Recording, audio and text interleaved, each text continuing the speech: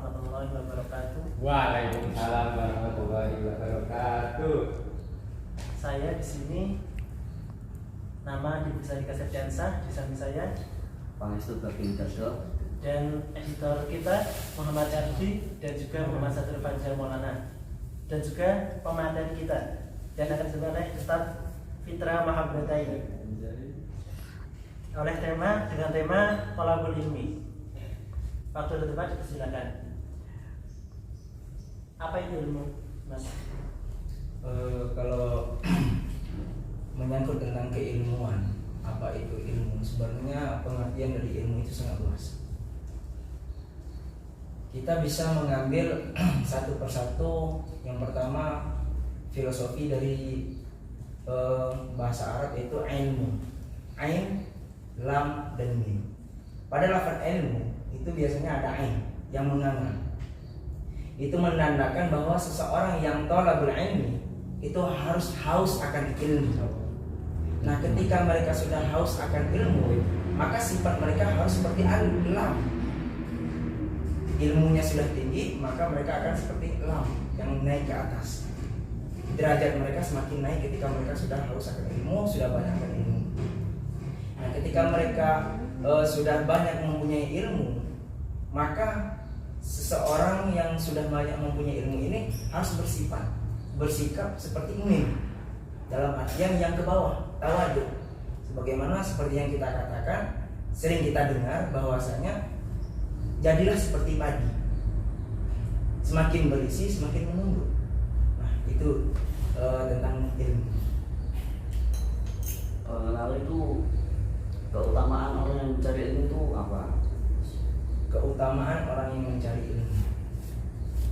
Kalau mengenai keutamaan, sebenarnya setiap kehidupan itu pasti ada ilmunya. Terkadang ada yang mengatakan, oh orang ini tidak berilmu. Itu salah. Mengapa? Mereka melakukan masak. Dalam hal masak itu juga ilmu. Nah, dalam keutamaan ini mereka menjadi tahu yang dari awalnya tidak mengetahui menjadinya tahu. Itu kalau keutamaan dari ilmu. Kalau menurut pendapatnya Mas, manakah yang lebih penting antara menuntut ilmu agama dan ilmu umum? Kalau ilmu agama sama ilmu umum, ya kita sebagai orang Islam, ya tentunya kita lebih mengutamakan, memprioritaskan ilmu agama. Karena mengapa? Di dalam bernegara sebenarnya tentang keilmuan ini, ilmu agama ini harus kita pelajari lebih dalam, kuasai. Karena dalam bernegara itu kan kita berbeda agama. Nah, sebagai umat Islam kita harus mendalami yang ilmu agama Islam.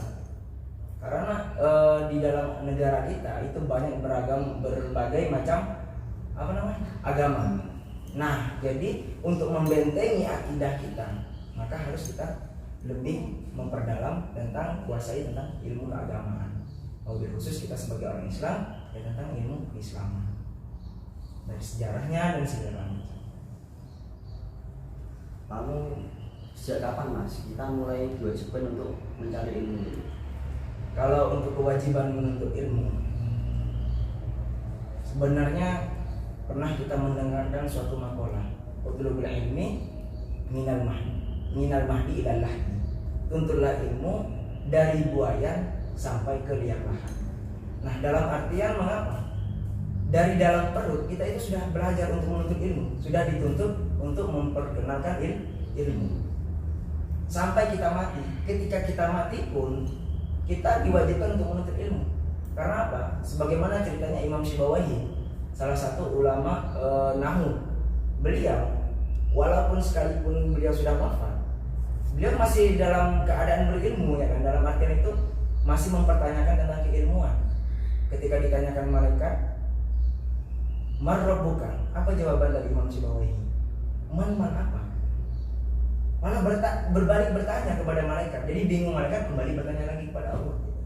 Nah, itulah gunanya ilmu, dan itulah gunanya dalam artian lebih utamanya dalam menuntut ilmu agama, dan itulah salah satunya tadi. Terus bagaimana orang yang berilmu tetapi tidak diamalkan, Mas? Ya seperti saya mengungkit juga seperti suatu makalah yang sering kita dengar, al-ilmu kasyajaratin al-ilmu bila amalin kasyajaratin bila tamarin. Ilmu apabila tidak diamalkan maka seperti pohon yang tak berbuah, tak menghasilkan manfaat, entah itukah manfaat buahnya yang bisa memaniskan atau semuanya gitu kan. Kan biasanya kan kalau buah itu kan ada rasanya pahit, asin, dan itu pun membuat umat dalam artian warga itu bisa merasakan manfaat dari buah yang ditanam. Kalau kita itu digambarkan dengan pohon, misalnya kita ini adalah pohon mangga, kita ditanam di suatu tempat, oh kamu akan jadi buah mangga. Maka kita kalau tidak mengamalkan ilmu kita yang diberikan oleh guru-guru kita, maka kita tidak seperti pohon yang tidak berbuah. Kita ada tapi tak berbuah, tak bisa memberikan manfaat. Entah itu dari buahnya atau dari keteduhan dari pohon tersebut.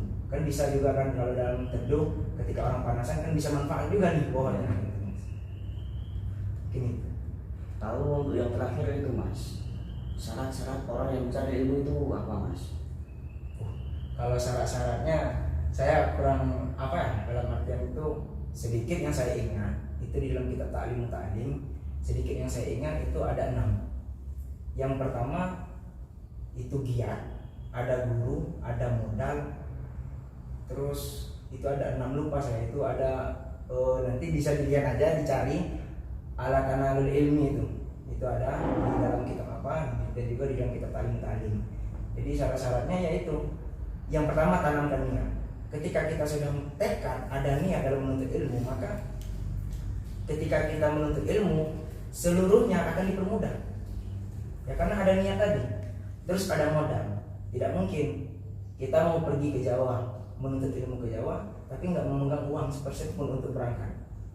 Maka mau nyampe kemana? Nah ini. Yang kedua ada guru. Ini sangat penting. Ini sangat penting adanya guru. Kalau kita tidak belajar adanya guru, misalnya kita belajar tanpa guru, maka itu sama seperti kita belajar sama setan, sama iblis. Itu yang pernah sering kita dengar dari ulama-ulama yang pernah mengatakan kepada kita. Nah yang 3 ini saya lupa, nanti bisa dicarikan lagi. Baik Ustaz, terima kasih atas materi yang disampaikan dan juga terima kasih atas waktunya. Semoga yang disampaikan dapat bermanfaat bagi kita semua. Amin. Dan cukup sekian, terima kasih. Wassalamualaikum warahmatullahi wabarakatuh. Waalaikumsalam warahmatullahi wabarakatuh.